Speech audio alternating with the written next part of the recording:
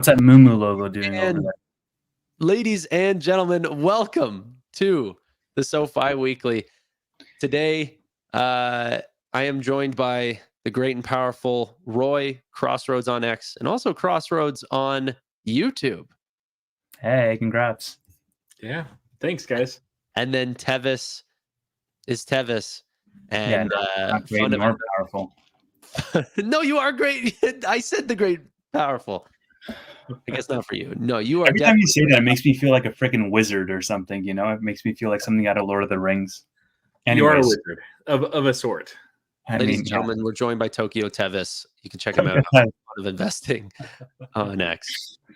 Honestly, Tokyo Tevis is one of the greatest nicknames. Mm-hmm. So please enjoy it.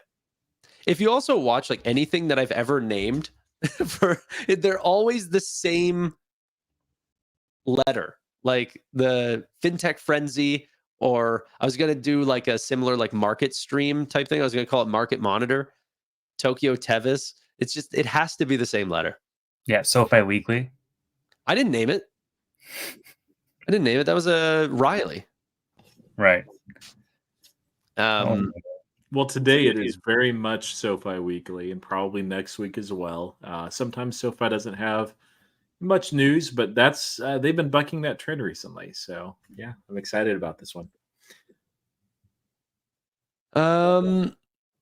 Alliteration is key. Kelly, please, I need you to DM me and tell me what your X payouts are. I'm doing an investigation right now. Once I saw Tiffany Fong's $11,000 that she got paid out on X, I need to figure out how that's even remotely possible.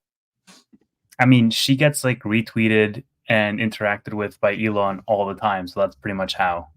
I asked Amit how much he got paid whenever he got retweeted by Elon. He tweets, I think, like 3 times as much as Tiffany and everything, and is getting retweeted. He's got half the amount of followers, and I think he made like $400 or $300, and she made 11,400 or something. Like, it's not even remotely close. Yeah, I'm like that meme. You guys are getting paid because I get nothing on X right now. You're not monetized. Are you monetized, Tanner? No. I don't tweet. I get. It's usually around $35 to $40. So it's, if I was doing it for the money, that would be terrible. Mine are total trash right now. I used to get around 300 to 500. Yeah, I remember yours were really, really high. Like I remember seeing like $500, in these payouts, and I was like, "What the heck? Like that's crazy." And then I look at like Tiffany Fox, she's making like $14,000 a month. I'm like, man, just from tweeting. And then she compares it to her YouTube payouts, and then like her YouTube is like way too low. Like the amount of engagement that she's getting, I would get so much more than that. But yeah, no, she's got the Twitter thing figured out. I don't know what is going on. I have a conspiracy that has to do with Donald Trump. Everyone that tweets about Donald Trump's got these multi-$1,000 payouts. Trump, Tesla, and it doesn't hurt if you're good looking. Elon. Yeah. General Elon. I wonder what the SpaceX tweeters are getting. Yeah, I mean, I made a post that included Trump in it, and it got like nothing. They got some people trashing me in the comments, so maybe not the right. But at the same time, Riley did make a post that was political, which went super viral. So there might be something there. Well, it was anti-Trump. Well, I mean, it's controversial, right? Like I think that's the whole thing with Trump. It's not like the guy has a magic, aura around him. It's controversial. Like some people love him, some people same with Elon, right? Like you just post about controversial shit and good things will happen. What happened to Riley? Riley went to monk school. We don't really know. And I wasn't making a big lie. He kind of, I don't know exactly, so I don't want to like tell his story, but I think he went to a different country for a couple months to like make a vow of silence or something, or get off the internet. I think that was mainly what it was. And now he's back or semi-back, or I don't know. That's what you're doing overseas, right, Tevis? Vow of silence, going to be kind of Buddhism? I'm finding myself. Eat, pray, love. Okay. We no longer starting at 10? No, so we started at 9 very specifically so then Chris Hager would be joining us, and I don't see Chris Hager. So who knows?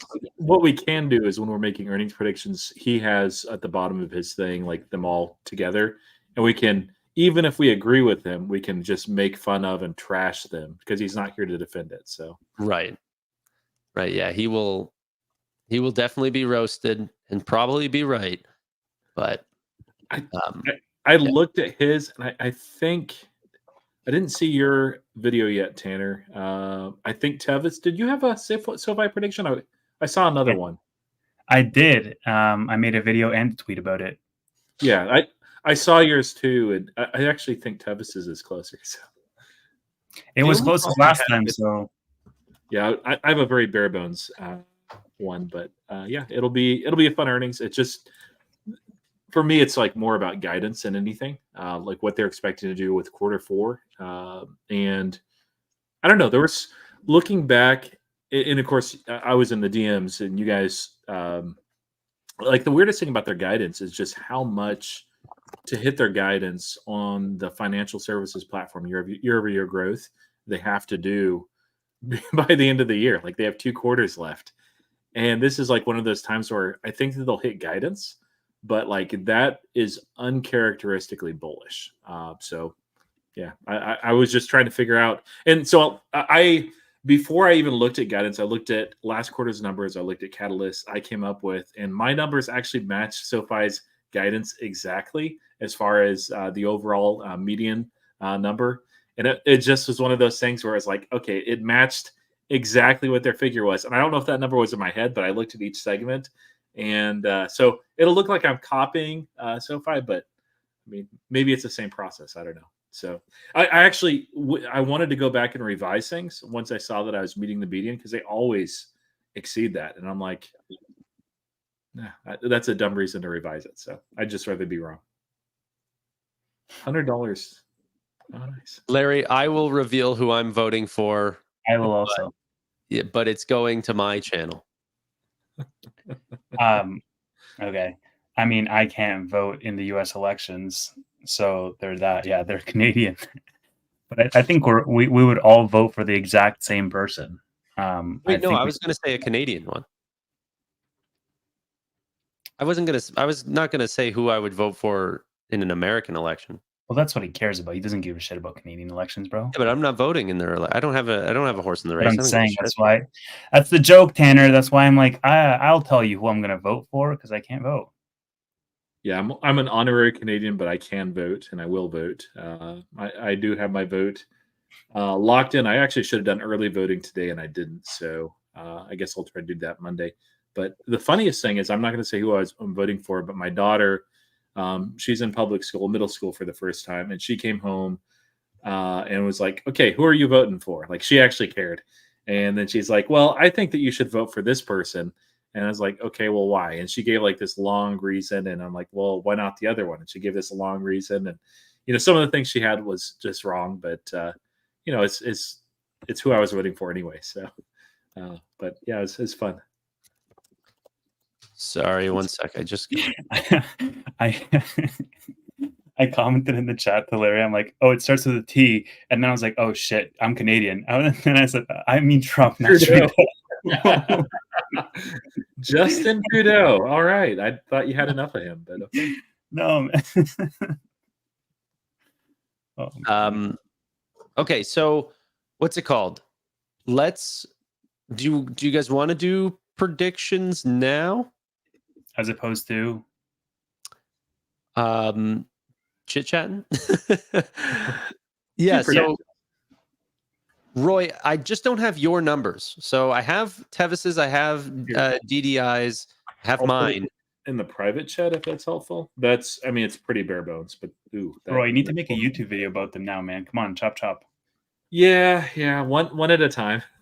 You can't break news on this podcast. This podcast is, we just rehash our things. Tanner tries to sell his course. It's, and this is what an inferior The platform. Moomoo. Bro, I can't wait for the day when Roy comes out with YouTube videos and then you see a Moomoo logo at the top of it. Oh man, I can't. I Right. can't. They're They coming could be for us like, all. $50 per referral or 75. It'll be like, I just can't, guys. I'm sorry. I don't think it's very good. Like, I'll have to check out the desktop version, I guess, in that He scenario. keeps saying this, and he doesn't want to. All his complaints, I've completely debunked, and he does not want to check it out. That's not true. I downloaded it, and the mobile app is absolute garbage. It's terrible. It's actually worse than SoFi Invest, and that's saying something. SoFi Invest is okay. Moomoo is like just so convoluted and just they have weird features. But you did say desktop is quite good, and maybe it is.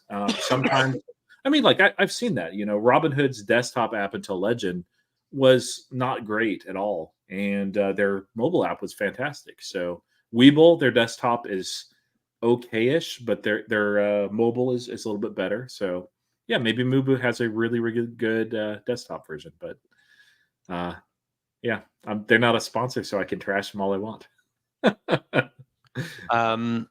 What's it called? One of the problems with the predictions here, though, Tevis, is like, or at least whenever we all do predictions for SoFi, we're all doing different things. So DDI does members, originations, deposits, each individual segment, revenue, EBITDA, income, EPS.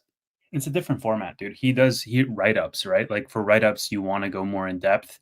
Whereas I'm trying to do a video and I'm assuming that the audience is someone who is interested enough about the stock, but not so interested that they want to dive into deposits and originations.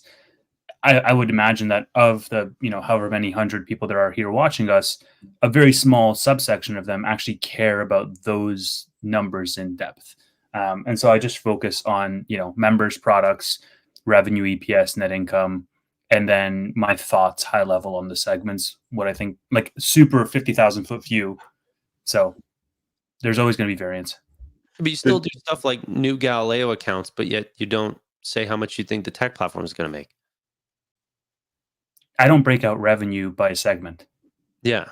But I'm saying you should, because then we could have some better comparables versus each other.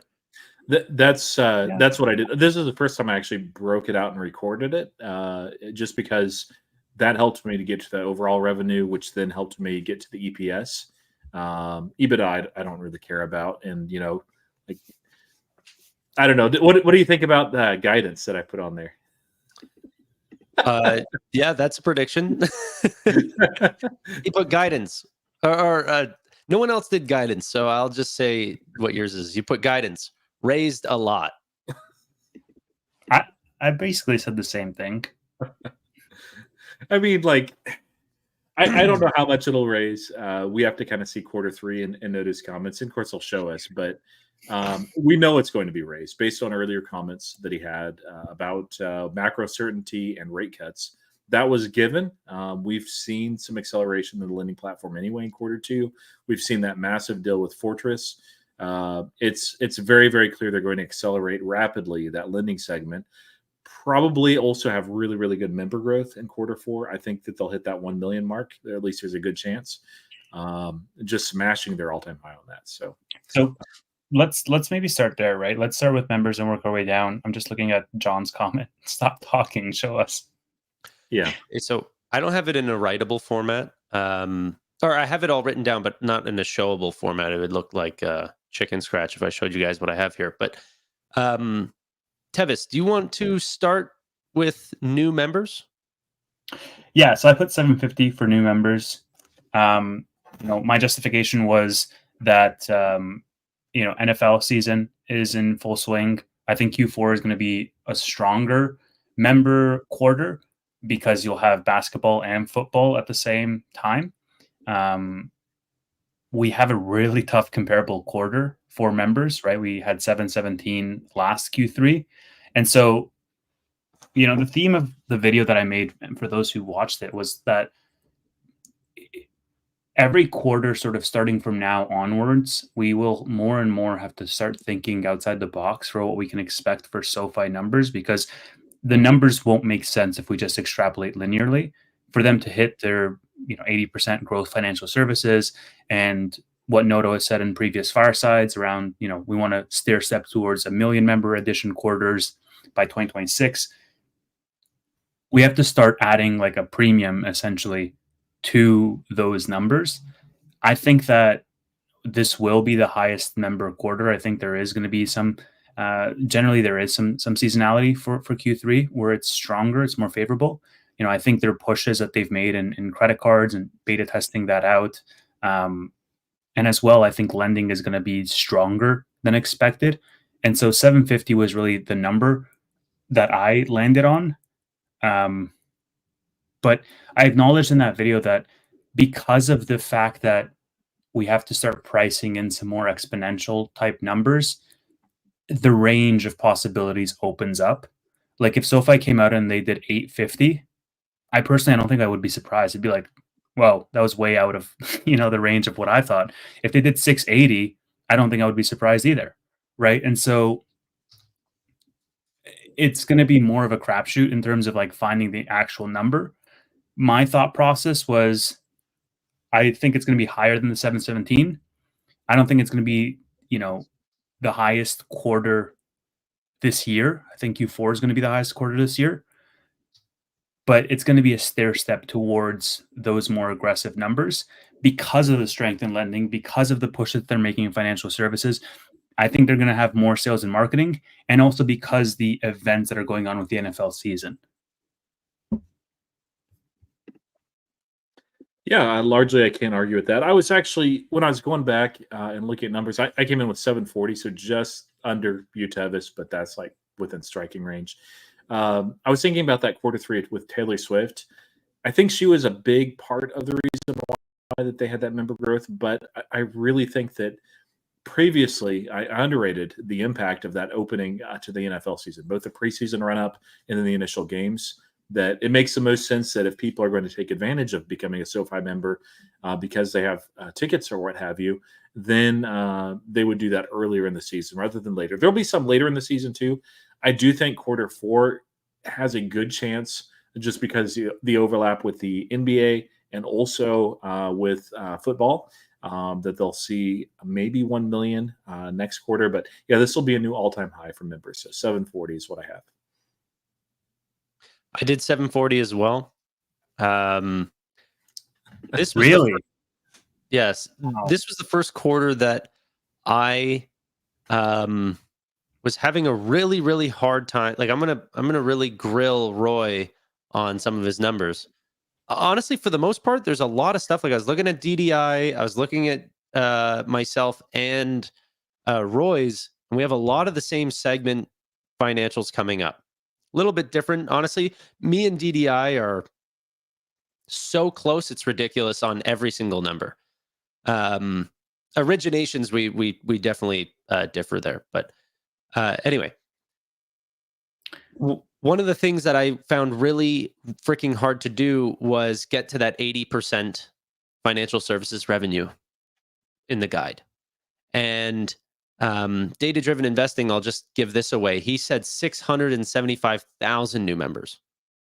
But one of the things that we both did is we looked at revenue per financial services member or financial services product. And it's like this gradually growing, very linear, sort of graph. And then in Q3, the way that I have it with 740,000 new members is this massive jump. With his being 80,000 less members, his jump is like insane. Well, where did that jump come from? Where's all this new monetization coming from? Especially if he doesn't even believe that they're expanding into credit cards yet. So, like, really, what is it? Is it just a big jump in lending as a service, counted as financial services revenue? What's going on? Yeah, I don't understand either. Is like all of the numbers influence each other, right? Yeah. And if you're thinking of like, if you put revenue at a certain point, then you're going to land for adjusted EBITDA at a certain point that's relative, and then net income is going to be relative, and then of course EPS is relative to that. You can't really have a massive variance And so whether you like it or not, like they're going to fall within the same range similarly. This is why I find the discrepancies of like, you know, if somebody puts 800,000 in members, but they put a miss in the financials, and like, how did those two things correspond with each other, you know? Yeah. Yeah. No, that's the funny thing about judging adjusted EBITDA or judging net income is they're all going to kind of come in aligned. Like if you come too high in revenue, it doesn't make any sense. So like I saw some Reddit predictions for everything, and people were just guessing like not $50 million higher in revenue, but 50 million more in net income, like as like responding it. I'd love that. Yeah, right. SoFi to 25 right before the end of the year. Great. And it is one of the best things about SoFi, and I find it really hard that analysts don't get it, is because it's probably one of the most predictable styles of business. It's so linear in every single category. It's not like they have these unbelievable beats or anything. I mean, they have good beats, but they're still marginal from how much money they're actually putting out. So yeah, I think anyway, 740,000 new members, not because I think anything is happening that is special in terms of marketing, but because they have to in order to hit their guidance, and they never miss their guidance. So this is the funny thing, and I was actually surprised, like on this call, because I haven't seen any of your numbers, but I was surprised because when I made the video, I think I posted it on Wednesday or something. I said I put 750, and I said in the video, I'm probably going to be the highest out of all the SoFi Weekly crew. I think Tanner's going to be in the 600 range. So I was really shocked for you to go to 740, but that's exactly it, man. And like I reiterated this multiple times in the video, like these numbers that seem staggering to us, that you're like, whoa, you guys are so off base with these numbers. Like if you're only taking management at their word, then they have to hit those numbers in order for them to stay true to their promises. And I think that's a really beautiful thing, right? Because you have these two things that don't seem like they should harmoniously play together. You have a management team that's super conservative, that's also coming out with these super aggressive growth targets. And you're like, well, okay, well, if the growth targets are aggressive, and I know that you sandbag all of your numbers, then how aggressive are they actually going to come in reality? And that part, when you put those two things together, you come out to some results that seem absolutely staggering for how can this company even, play in that same ballpark. Not necessarily this quarter, but I mean like over the next rolling 4 quarters coming up, right? Yeah. Tevis, would you mind doing what Singularity there suggests? That would actually be really useful. Oh man, it's been a hell of a week for me. I don't know. I'm like surprisingly in a good mood when I don't think I should be, but dude, my first time ever selling covered calls on Tesla, I went for a 6 delta. Okay, Tesla was trading for like $216, and I went for 260.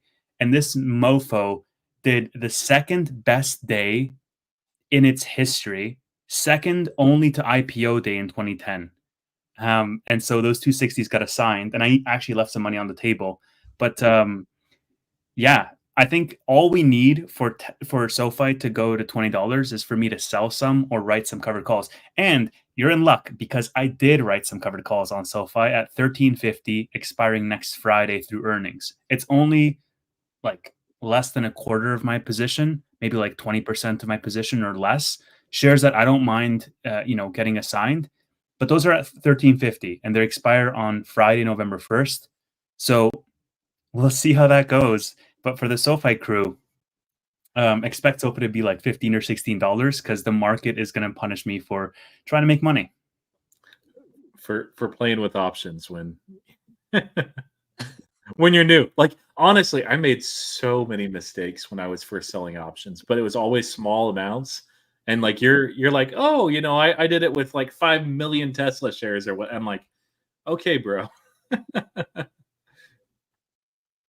No, that's freaking funny, man. I said in my last live stream, I was like, I honestly just feel so bad for Tevis. Like the luck that's happening with everything is just It's unbelievable. You can't feel too bad for him. He's in Japan living it up. I mean, did you see the I sushi mean, post? Like the yeah, sushi like alone. it sucks, but at the same time, like I locked in 5 figures worth of just profits today on Tesla, and I'm like, a part of me feels bad because I had opportunities to sell Tesla in the 300s like 2 years ago. But the other part of me doesn't really feel bad because, one of my friends was saying, if you weren't forced by those covered calls to lock in those profits, you never would have. And Tesla's super volatile, and Tesla could be at 240 next week. It could be at 300 next week. But I still have exposure on both sides because it was only, less than half of my Tesla position that got assigned because I rolled the rest. And there's like half of my Tesla position that I'm not even doing covered calls on at all. So if Tesla were to go to 300, great, I have a great day.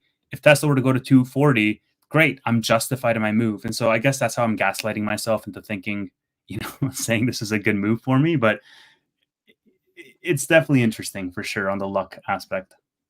And it's not as bad as it seems on the surface because you got the premium and sold at 260. So, you're not that far out.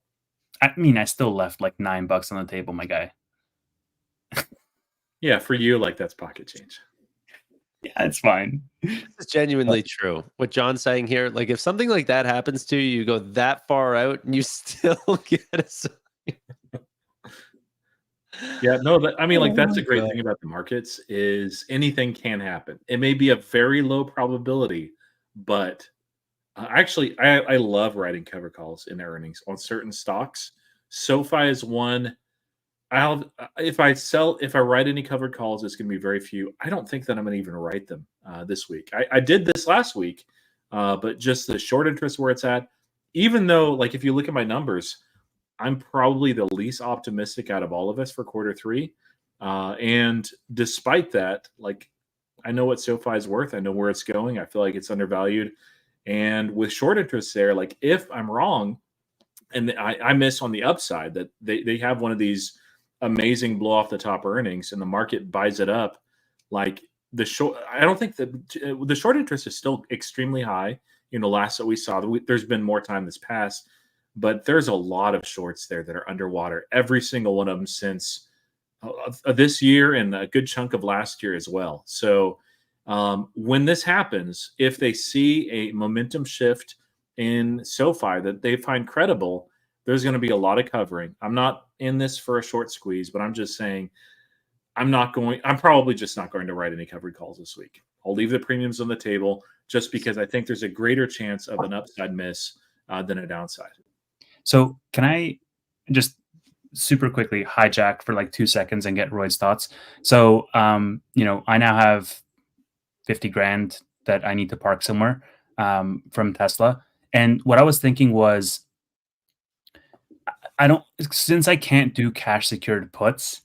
Yeah, well, okay, so I'm gonna get there. Since I can't do cash secured puts in this account because Canada, I'm working on transferring brokerages. It's gonna take a while, but yeah, that too maybe. But I don't want to buy Tesla at 270, right? Because I'm like, why would I do that? I still have a massive position, and it's just FOMO at that point for me to chase. But at the same time, there's no stock out there that I'm like, oh my God, this is a steal of a deal. Like Hims is over 20, SoFi's over 10, and it's earnings season. And so what I was thinking, and I made a post about this on X, but I'd love your thoughts, Roy. I wanted to buy QQQ and then write daily on it. And then if that gets called away, like who really cares? Like I'm buying it literally for the cash flow. Instead of just parking my cash in cash and just sitting on it, I can park it in QQQ, get some cash flow on a daily basis, like even like $50, $70, $100, whatever, on a daily basis, like 20 delta, and go through earnings season like that. And then if some stocks do fall, like if Robinhood has an unjustified move, if PayPal has an unjustified move, SoFi, whatever, then I can roll it into an individual name like that and then continue the strategy like that because I can't do cash secured puts. What do you think about that? Yeah, it frustrates me that you can't do cash secured puts. Like it just, what happened with Tesla? It'd be like, oh, no problem. You just do cash secured puts on the other side if you want that position back, make some money. Yeah, I would look and double check Celsius. Lena mentioned there. It's if you still like it. I don't know if you do or not. You might want to just Bro, buy some of those too. I'm not putting 50K into Celsius. Are you crazy? Not 50K. I'm saying a little bit, but no, I like it. I would say, this isn't a tax advantaged account. Okay, yeah. No taxes on gains or premiums. If it wasn't, and I actually learned this at the Robinhood Summit, that index options are taxed at a 60-40 rate, which means I believe 60% is taxed as a long-term capital gains and 40% short-term, no matter the time span that you've held. So double check that. I may have it reversed, but for you, you're tax advantage, so you're fine. And also Canada is probably different anyway because it's Canada.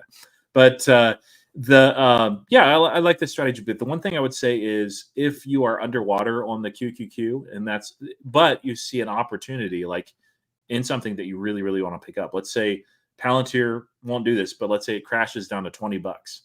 Hopefully you're a buyer there. But I mean, like maybe you don't want to, that's fine. Robinhood, like I think there is a coin flip chance that it dumps like it did the previous 2 times, just because we've seen fantastic beats and it just dumps. I'm not changing my position at all, but I have cash lined up that I'm ready with. This time, it's not going to go to 14, Tevis. Don't get too excited. But whatever price that you think, oh, this is going to be phenomenal, if they post, and they will post 40% revenue growth year over year, that's coming up this week. So I think it's Thursday. So be ready for that. PayPal is another one. I don't know if you really like PayPal, but if it dumps and they have good earnings, but yeah, just what I'm saying is even if you're a little underwater, don't be afraid to just exit that real quick and get in while the getting's good. Yeah. So I am more cash heavy right now than I have been just because of the book sale historically. But I don't know if you remember those 2 positions that I've been buying. I'm still buying a lot of that. So that would be my recommendation. But I'm not going to say what those are right now. That'll be for a later video. Yeah, we know what it is. It's right here. Yeah. And I wouldn't That's be also too play. I wouldn't be too anti-buying Tesla. If you think Tesla's so overvalued, why are you holding 80% of the rest of your position in that or whatever you have left?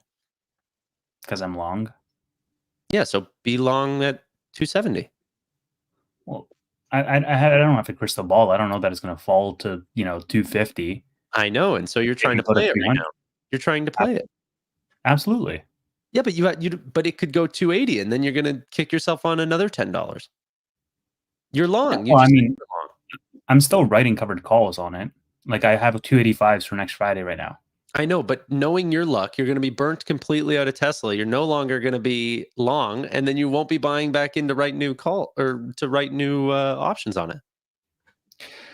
I mean, if that happens, I'll probably roll this time around because I think my mistake this time was entirely my fault because I didn't close, I didn't roll, and there were opportunities that I had where it was favorable for me to do so. Like I would have actually just booked a slightly, smaller profit, let alone a loss, like just a slightly lower profit by closing out. But I didn't do that because I didn't know better and I'm an idiot. But that's the learning experience. Now I have like a set of rules written down, and I think if Tesla were to go up next week, first of all, I don't think it's going to go to 285 in a week, but maybe. But I think I can manage the position better. It is so funny how much credit I get for these little positions, and then Roy's sitting there so quiet, holding one great position that has done better than all the ones that I've called. So, yeah, maybe it is just time to get into Palantir. Congratulations on the 100 billion today. Yeah, 100 billion and new all-time high. So Yeah. I've been trying to restrain myself, but it's been remarkable. So they, this next week is not earnings, and next week after that is earnings. They'll have to prove it. If they don't see at least 30% revenue growth, and even with that, it could fall. Like when it's run this hard, this fast. Yeah. It's the stock has a mind of its own. It's detached from the fundamentals of the company in a very good way, and I love it. It doesn't deserve it. It definitely doesn't deserve it, but you deserve it, my friend. No, but yeah. Sorry, Larry is continuously making messages being read. Tanner said last night, hopefully they don't go to 270 and get called away. Yeah. How do we make this a Tesla stream? Can we go back to the SoFi earnings You did. You predictions? said, can I hijack? You Yeah, for like 2 specifically said that. seconds. It's been 20 minutes. I made a Okay. full video about this. So like, let's talk about SoFi. All Let's right, so we talk got some member SoFi. growth. So why don't I have... Sorry, by the way, Notion is the greatest company of all time. And if anyone would let me somehow get like a private round in that company, please DM me. That is the greatest company of all time. I don't think there's ever been a corporation that's made Tanner as happy as Notion has. And it's just a note-taking app. Okay, let's talk really quickly about new Galileo clients. I'll go first. I'm at 7.8 million new Galileo accounts because I feel like it. Roy doesn't have a number.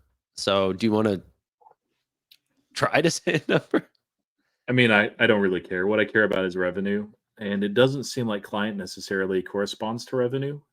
Like there's correlation there, but it's not a strong figure. At least what I looked at 3 quarters ago. So I don't really care about number like that, and then like number of products. We know it's going to be close to 1.5. It's like 1.4 something. Great, that's nice. So you put $95 million of tech revenue, which Tevis didn't have a number, but you are the lowest. Yeah, you're the lowest amongst myself and DDI. Yeah. Isn't that lower than last quarter? Didn't they come in at like 100 million last quarter? It's very low. Yeah, you're definitely the lowest. My number would have been higher. I'd have to look again. Yeah, I'm just not. There's tremendous tailwinds forming, but it takes a while for deals to be struck, for migration to occur, and for revenue to be realized. And so I think that they're a quarter ahead of that. Quarter 4, I think that they'll see acceleration in the business.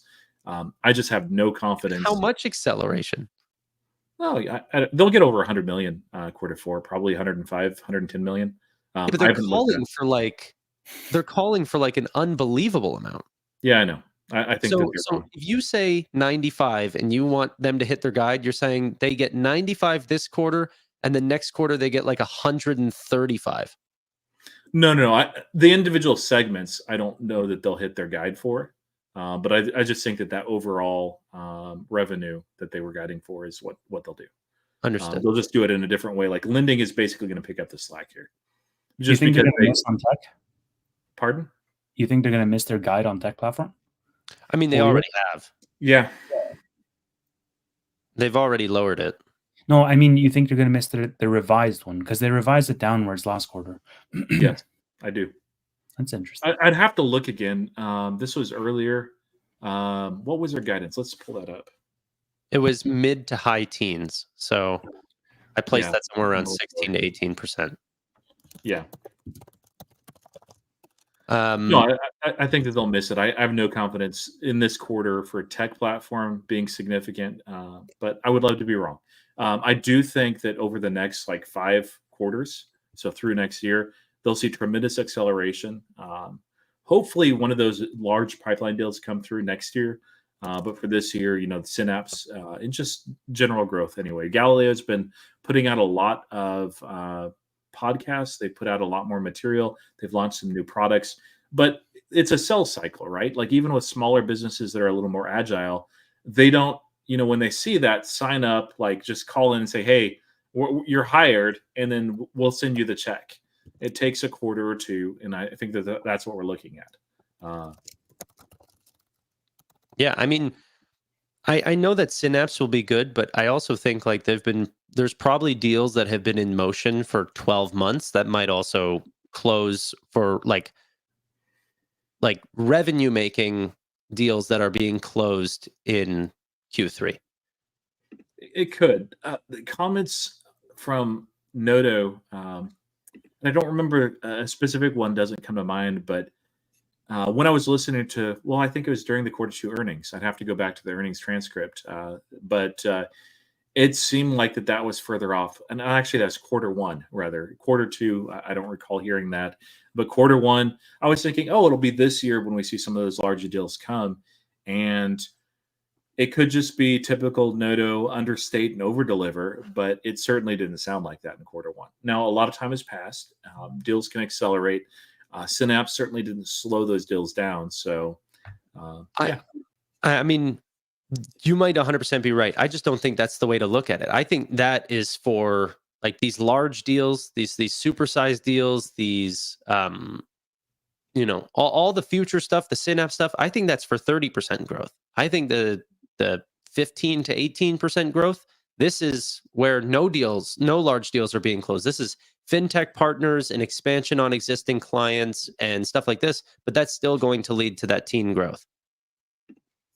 Yeah, I just don't think it's there for quarter three. That's perfectly fine. It's been very lackluster. But yeah, quarter four, I think, picks up, and I think we see continued acceleration basically each and every quarter. And if one of those large pipeline deals lands, we'll see even more acceleration than I was thinking. But like either way, tech platform has been lagging. It's been an issue, and it takes a little while to pivot there. So, but I'd love to be wrong. Like if they come out and it's 30% year-over-year growth, and they land some massive new clients. Galileo members are way up. Awesome. Like I'm a holder. I just I don't think that this quarter is going to be the best. I think it's going to be good, solid, but the guidance is going to be spectacular. Any comments on segment level growth for tech platform, Tevis? Not really. I put 10 million members as my prediction last quarter, and they came in at 7. I put 8.5 this time around, just given their lower guidance. I said in my video that, I could sit here in front of a camera and say, well, they're going to close a big deal, but I've done that for like 3 quarters in a row now, and I just kind of sound stupid if I just keep saying that. Eventually, they're going to close some big deals for Galileo. I don't know that, I want to go out on a limb and try to time it every single earnings.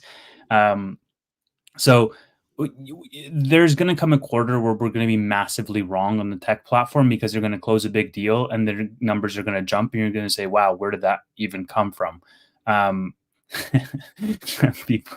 up Seamus's comment. I think 8.5, I think 8.5 is just a measured acceleration from last time, but at the same time, not as strong as, we might have otherwise thought. Just because management is telling us, like with a lot of SoFi's things, you just have to take management at their word and then maybe add like a 20% premium on top of that. And you're going to come pretty close to the ballpark. So what would you guys like to touch on next? I think that honestly, we should, just because of time, skip to net income. So maybe before we go into the financials, I would love just to spend maybe 5 minutes talking really high level about the other 2 segments and just, if there are high level thoughts or where our head is at, like we don't have to jump into segment specific numbers, but just high level what we're expecting. An unbelievable amount of loan originations. So I am not at I thought whenever I was writing my guide for this, I was like, I'm going to be by far at the top for personal loan originations. Data-driven investing is so much more bullish on the amount of personal loan originations and student loan originations during this time, that if this happens, like it's going to drastically lower our capital ratio unless we've sold just a ton of loans. And if all those things happen, if we can keep a really high cap ratio, sell a bunch of loans, and originate what he is saying, which I'll just be candid with you here. I can put my screen up to show just kind of how to visualize this versus other quarters. So if we see here, personal loans, I have on the graph that's highlighted, personal loan originations per quarter. Okay. On the H column here, which is Q3 of 2024, I am guiding for 4.4 billion, which is higher than Q2, which was, massively higher than Q1 of 2024. Data-driven investing has that at 4.75 billion. Insanely bullish. And then on student loan originations, I don't see going to be that big of a switch this quarter, but 766 million. He has it at 950 million. I could see myself being wrong on this just because of the rate cuts and everything like this, but I just still don't think that's enough right now for them to jump back in this segment just yet, but we'll have to see. Any commentary on this? I thought that student loans would massively accelerate, and with what's been happening in the news as far as legislation and courtroom battles and Biden's comments, and also just anecdotal conversations with people that have student loans, I think people are not taking this seriously yet. That they're just waiting and hoping that rates fall further so that they can refinance later, or that they get some sort of relief from the federal government. So, or in one case at least, that, oh, I'm just not going to pay it and hope it goes away. It's like, well, yeah, the student loans typically don't. So, not financial advice. Don't do that.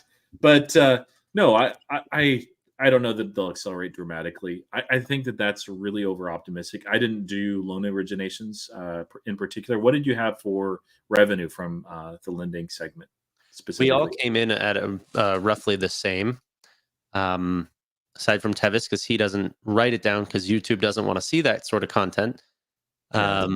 I'll write it down for next quarters. Jeez, man, way to make me do more work. So mine is more closing the back door rather than opening the front door. Like I do think that they accelerate lending, certainly. Me, you, and data-driven investing, all three of ours are not off by more than $2 million. Wow. Yeah.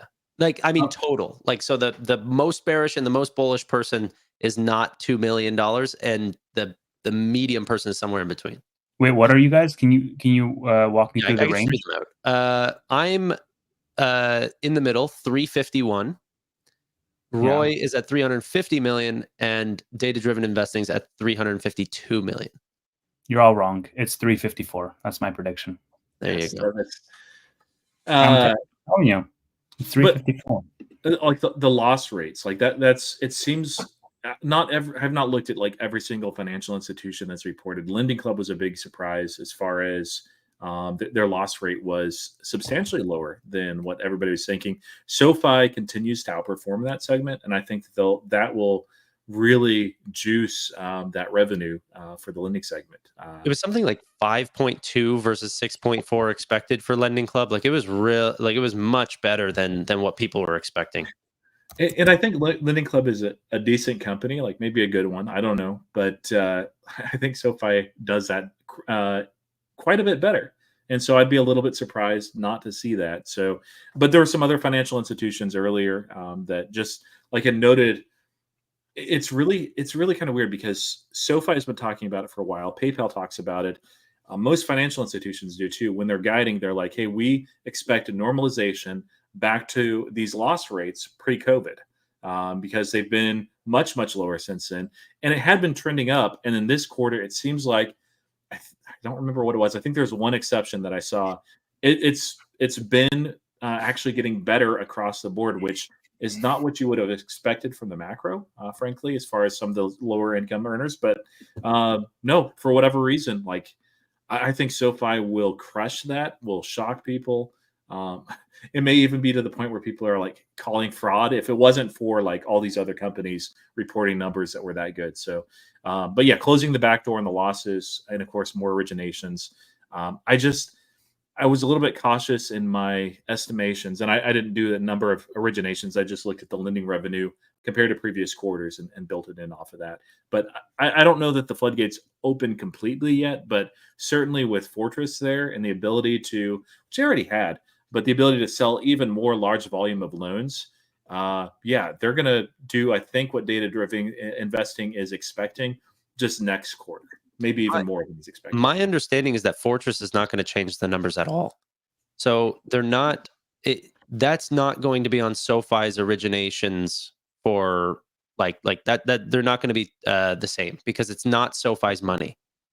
So they're going to originate the loans. It's actually going to come in my understanding, as financial services income because it's lending as a service. That could actually explain why they're guiding for that much of an increase in financial services, at least in part. So Potentially. Yeah, I think they said they're going to bring in something like $90 million from lending as a service, which falls to financial services, is my understanding.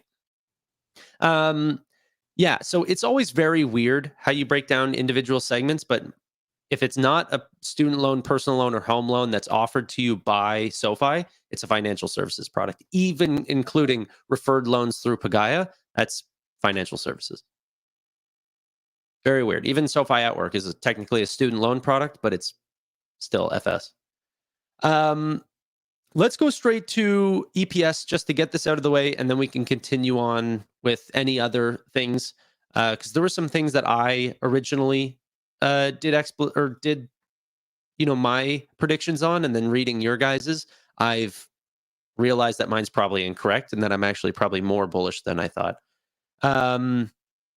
So first off, with EPS, I came in net income $50 million or 5 cents of EPS. It's actually less than 5 cents, but it's rounded up to 5 cents. Roy? I don't remember what net income was, but 4 cents. I think I had 4.3. So whatever that calculates is 40 something million. Okay. So, by the way, let's preface with this. Management's guidance is for 4 cents of EPS. Management is guiding for 40 to 45 million in net income. Yeah, and that's right where I was on revenue and net income. I think it was like 43. If that's close. It's either 43 or 44 is what I had. It came out to I put 4 cents EPS because it rounds down, but yeah, 4 point something and change. How did you get the number? Was it off a net income margin? Mm-hmm. What was your net income margin? I don't have it with me. Okay. All right. My net income margin was 7.7%, which wouldn't be the highest, but it would be on like a actual earnings basis and not like a debt restructuring sort of thing. That's also why this quarter is so stellar. It's like not even going to be the most amount of money that they've printed, but it is on like a actual earnings basis and not just a, convertible note offering type deal. And that year over year is going to look so juicy because of the comparable quarter, because they realized the $200 something million gap loss last Q3, and in reality we know that was like a paper loss essentially. But if we're playing this game by gap rules, then if they come in at 50 something million, it's going to look like a crazy high year over year number. What's it called? So whenever we originally did our old Christmas episode talking about SoFi's 2024, I said EPS would come in at 13 cents. So the closer we get, it might actually be true. And I hope they beat. I hope what Roy said, guidance gets raised a lot. But I'm still hoping for 13 cents here. I mean, it's interesting, Roy's numbers, right? Because, and not to call you out, Roy, but like your expectations are for the tech segment to miss, for EPS to come in line, and then for guidance to be raised. So basically, how I'm reading that. At least he wrote it down, right? Lending outperforms a lot. I'm not talking shit about Roy. How I'm reading that is that you're thinking that a lot of the tailwinds in Q3 are pushed back to Q4. Is that fairly correct? Yep. Lending crushed EPS expectations. Why can't SoFi?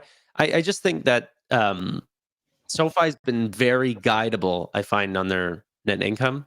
Maybe that'll be the case, but whenever they make their adjustments for adjusted EBITDA, their stock-based compensation is not changing at all, really. And neither is their depreciation and amortization. Then there's about an additional 10% of adjustments there. Adjusted EBITDA does not really come in these crazy spikes. It's also pretty linear. So I just don't see it from SoFi. Potentially they could. Maybe they just see so much non-interest income that we can't guide right now that it'll beat, but then that means that it'll beat on revenue, adjusted EBITDA, and net income. I actually wanted to go much higher than my number. Like, I wanted to go at 6 cents EPS. You're one of those guys, eh? Yeah, after I sort of looked at the numbers, it just didn't make sense. I don't know. I'm still conflicted. Like, I put 5, but secretly, I think my gut is hoping for 6. We'll see. I think 5 is like the safe pick. Like, if I had to put money on it, I would go with 5 because it's just enough of a beat. I put $10 million beat on net income of the high end of the range, which is not like insanely impossible to do by any stretch of the imagination. But I think 6 is definitely the sexier number. Like, if they can come in with a 20 million, beat on net income, that's a taller order, I would say. But it is this company that's always beat that we're talking about, right? So at some point or another, management's guidance, their top end of the range is really like my bottom end of the range. Yeah. And that's the trouble I had with my numbers, just because I decided to do them first and then look at the guidance, because I always find otherwise I'm adjusting numbers no matter what company I'm doing, because I'm like, oh, these guys always beat, or they're a little aggressive, whatever it is. I'm like, hey, just going to look at the numbers, what they were previously, look at catalysts to accelerate, and then I'm like, they're coming in line with what they said as far as revenue and EPS. I'm like, but they always beat. So I wanted to raise it, but I'm like, I just feel at that point that I'm just fudging numbers at that point because of a history of beat. And I think probably I'm low and that they do outperform, but I'm going to be honest to the numbers that I came out with and just stick with them. So you can call me Roy there. That's fine. Dude, Tanner's on mute, but I'll take the opportunity to say I still remember the time when you said $11 and the chat just lost their shit, and they were like, they got so excited. Morris memes. What? They said they got so excited, and then you weren't even right, and then they still cheered for you. Like after they were like, you know what, you had our back anyway. Yeah. No, I mean, like, so I may sound bearish, but like, next year there's just so many headwinds that are shifting to tailwinds between now and then. That's part of the reason why SoFi is running. It's not just whatever reason that you might assign. It's not just the news that they've launched. There's a credible shift in the platform. I identified this when it was in the 7s.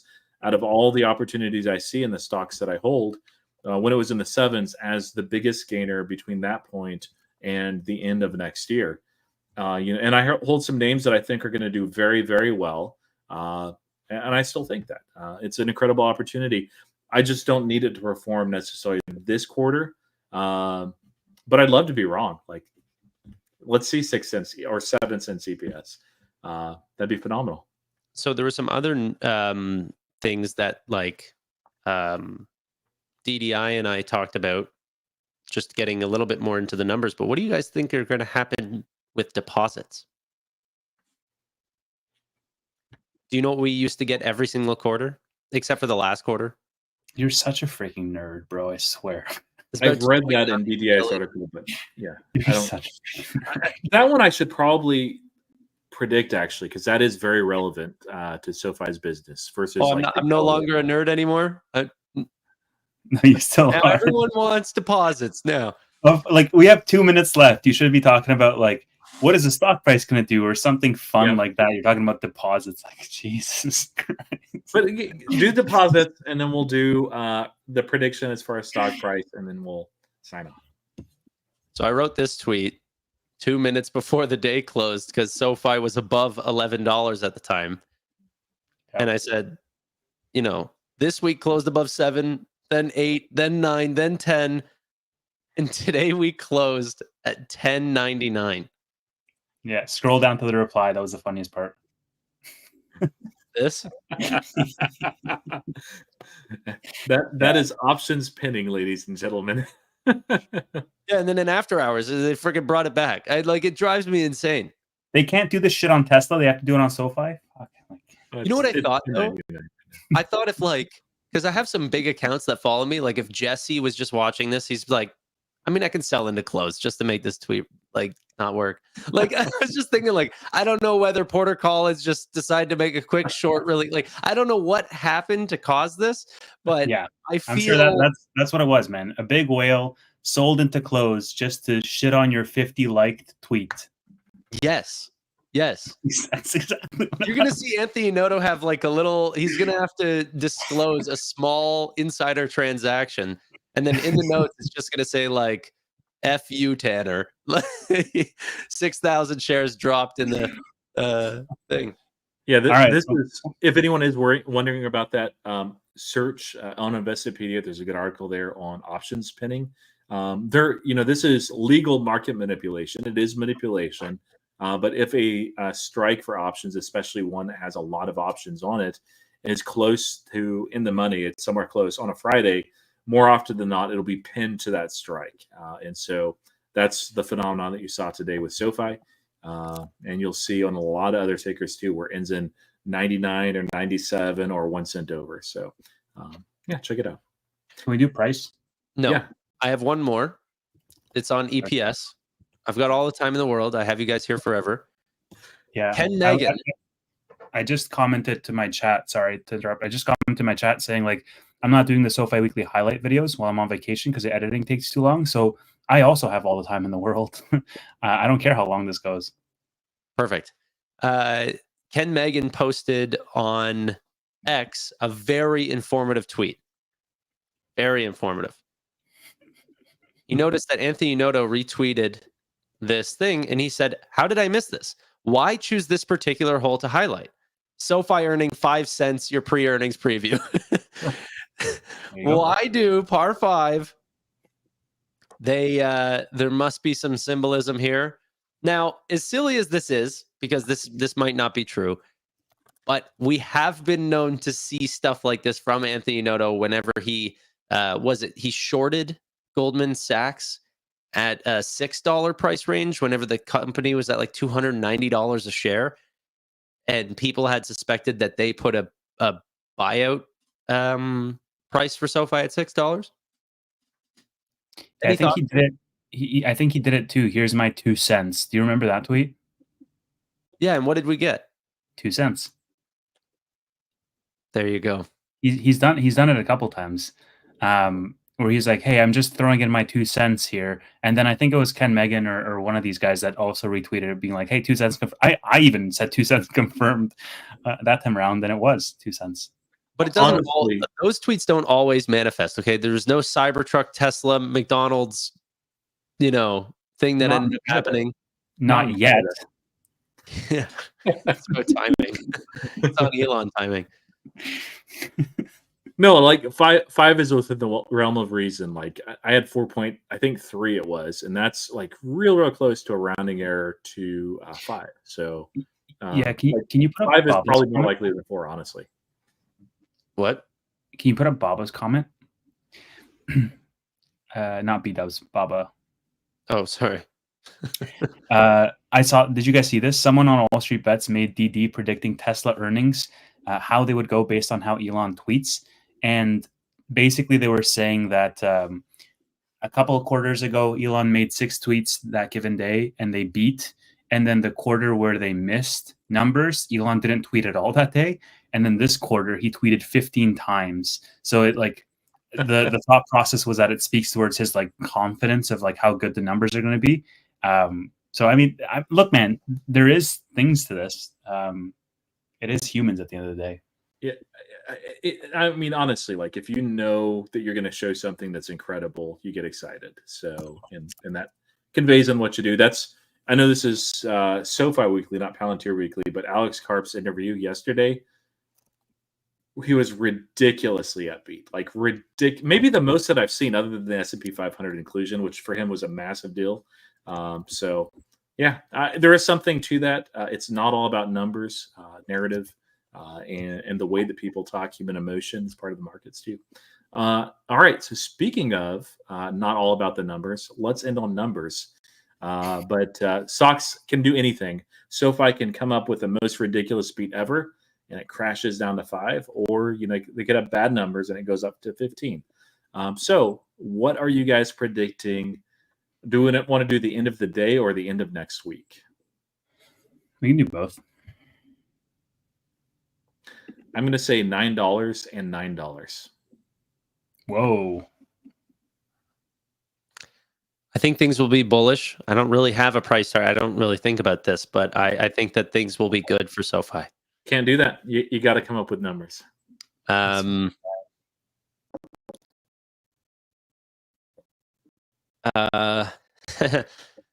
don't know, $12 end of week, $13. All right. Whoa. Or $12.50. I'm gonna go with 13, and then pulls back end of week to 12. So Tanner's reversed. Yeah. I think if it beats and it runs up, it'll probably pull back. That's usually what SoFi does. What did Tevis sell? 13.50? Yeah, that's what I'm going with. 13.51. I'm still holding. So $20 end of year. I literally corrected it the day after. If you guys go back, I corrected it the day after. I said, well, I don't know if it'll get $20 end of year, but it'll get $20 after they show off Q4 numbers. So all the financials that we see after end of year, that's when I think it'll be $20. Because then we get 2025 guidance, and that will kick it. Yeah, Q4 is going to be like one that's just going to trounce. It might be a blow off the top earnings. I just think we're not there yet. But I don't want to talk, we're at the end of the time, but there's a lot that I see, and maybe some of that's factored into Q3 and I just don't see it yet, but that Q4 is just going to really, really, really be strong. So I would love, my preference is knowing where this company is very likely going. I would love for it to sell off back down to 9 and just add a little bit more. I did sell some shorter dated options and covered calls. I've got a little money that I'll put back into SoFi if it falls to 9. But the ideal thing as an investor, if you have cash on the side, and Tevis has a lot of cash, is a phenomenal outperformance, phenomenal guidance, and the stock crashes. So that's the best outcome, honestly, for long-term investors. It's frustrating. It does this time and time again. This may be an exception, but I think it wouldn't shock me if you guys are right, but actually even low for where it comes in. If what you guys said as far as the numbers are, if that's the reality, if we see a 5 cent or 6 cent EPS, there's a lot of shorts there underwater, and there can be a lot of movement. It's going to be very, very interesting and volatile week. So strap in. I think one of the most informative things that you said there was that Tevis has a lot of cash, and he really does. He's so rich. Man, stop with that. How many vacations have you been on this year? I don't know a lot of people that go on like 10 vacations a year, but you are one of them. 10 vacations that are on months long. It's crazy. I don't have a significant other like the rest of you guys do to siphon all of my funds, okay? My funds are just for me. Your hair has been that length since I've known you. You get a haircut every other day. Money is just like fun coupons for you. Honestly, I'm glad I met you, but it's like kind of embarrassing being around you because you invite me to places I'm not even allowed entry into. So I do appreciate you being here, but stop inviting me to places. You got to pay for my ticket, Tevis. I can't follow you in. Thanks for that, Tanner. Thanks for that. See, there's going to be people in the chat that are going to believe you. Anyway, it doesn't matter. They should. Doesn't matter.